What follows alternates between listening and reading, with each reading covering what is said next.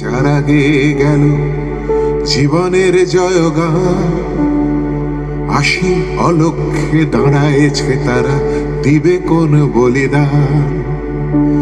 আজি পরীক্ষা জাতির অথবা জাতের করিবে ত্রাণ, দুলিতেছে তরি ফুলিতেছে জল, কান্ডারি হুঁশিয়ার।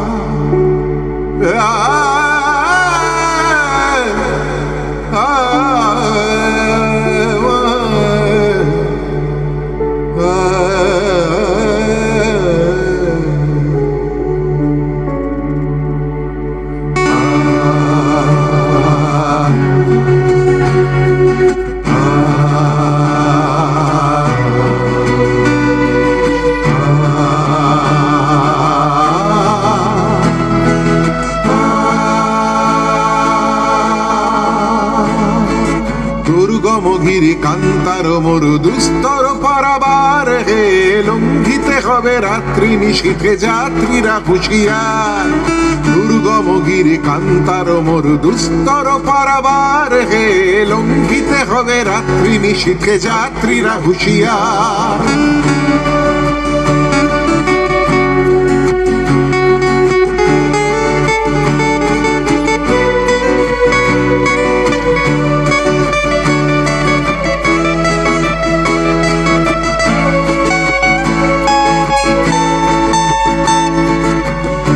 রাত্রি মাতৃমন্ত্রী শান্তিরা সাবধান, যুগ যুগান্ত সঞ্চিত ব্যথা বসিয়াছে অভিযান। ফেনাইয়া উঠে বঞ্চিত বুকে পুঞ্চিত অভিমান, ইহাদের পথে দিতে হবে সাথে নিতে হবে অধিকার। দুর্গমগিরি কান্তার মরু দুস্তর পারাবার, হে লঙ্ঘিতে হবে রাত্রি নিশীথে যাত্রীরা হুঁশিয়ার।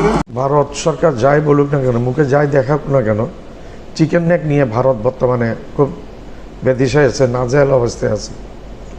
একদিকে পরাক্রমশালীর দ্বিতীয় পরাশক্তি চীন ভারতের এক পাশে, অর্থনৈতিক শক্তি বিশ্বের এবং সামরিক শক্তি, আর এক পাশে আছে পাকিস্তান। এই দুইটাই পারমাণবিক শক্তি। আর এখন বাংলাদেশকে ভারত বাংলাদেশকে এখন ইয়ে করে নিয়েছে, শত্রু বানিয়ে নিয়েছে ভারত, বাংলাদেশকে করেছে শত্রু। তো যতই কিছু ভারত ইয়ে করুক,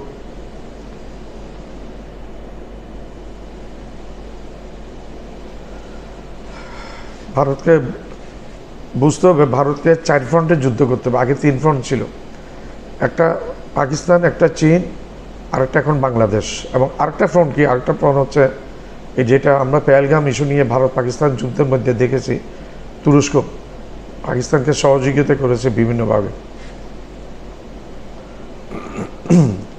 এখন এদিকে শোনা যাচ্ছে তারেক রহমান তো প্রথম ভিজিট মালয়েশিয়া এবং চীন করেছে, পরবর্তী ভিজিটটা তারেক রহমান করেছে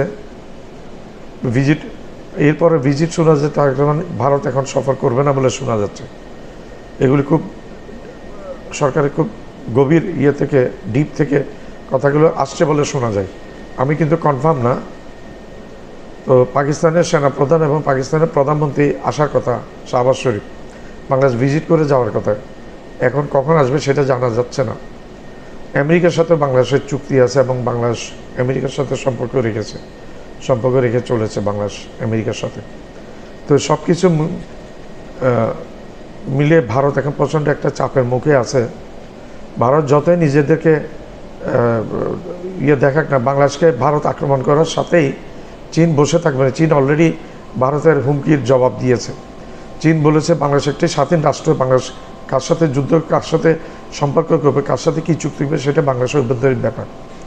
এখানে বাংলাদেশের অভ্যন্তরীণ ব্যাপারে কোনো দেশ যদি হস্তক্ষেপ করে সেটা চীন প্রতিরোধ করবে।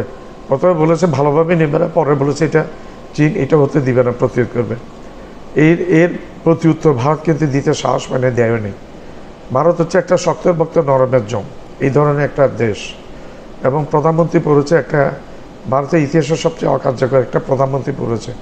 তাকে অনেকে বিভিন্নভাবে গালিগালাজ করে, আমি ওইভাবে করবো না, যেহেতু সে ভারতের প্রধানমন্ত্রী, কিন্তু ভারতের প্রধানমন্ত্রীদের মধ্যে সবচেয়ে ইতিহাসের নাম থাকবে অকার্যকর একটা প্রধানমন্ত্রী হিসেবে, এবং সে মুসলিম বিদ্বেষী একজন প্রধানমন্ত্রী।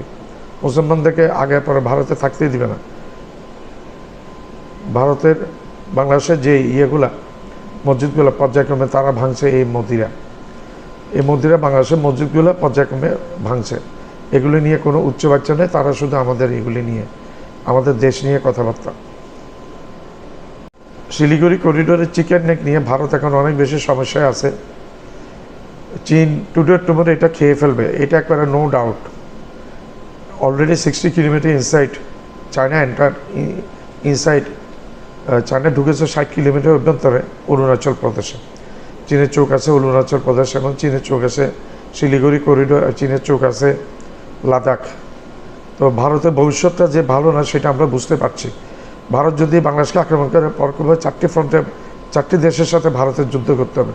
ভারত মোটেই পেরিয়ে আসবে না, অসম্ভব। ভারতের যে অসম্ভব হয়ে যাবে, এটা একবারে আমি লিখে দিতে পারবো।